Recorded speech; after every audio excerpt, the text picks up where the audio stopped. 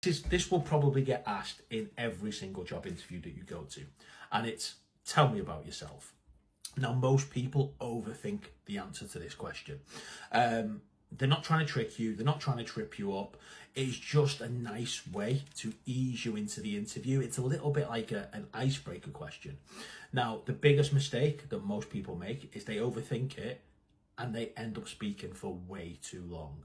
Literally, all the interviewer is looking for in this question is just a very quick summary of who you are, what you've done, what you've achieved, and a little bit of personal information never hurts either.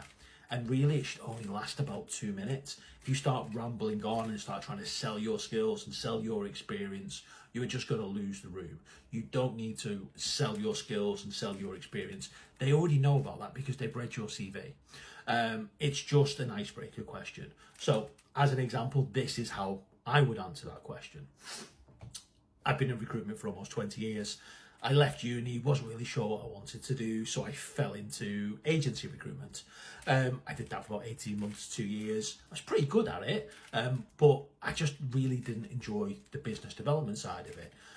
So I left. I went on, I did a few different types of recruitment marketing roles, and then I went on to co-found a recruitment technology business, where we raised over £1 million in funding. We scaled the business, and it was doing really, really well. But then my daughter was born and my priorities changed.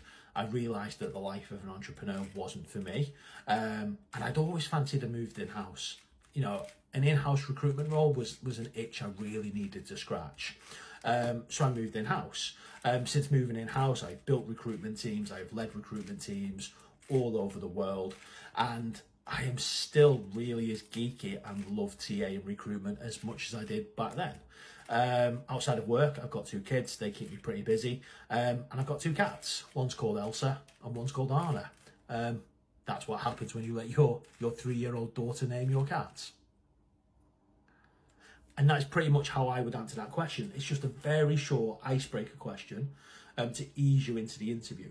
But it also sets you up for the interviewers to ask follow-up questions. So they might want to ask me more about the business that I started, or they might want to ask me more about my agency days, or they may want to ask me more about the recruitment teams that I've built and led over the years, or they may ask me what I love most about TA. I'm setting them up to ask me more questions. But that's all they're looking for. Don't overthink it, but prepare an answer to that question before every single interview, because there's a pretty good chance that you're going to be asked it.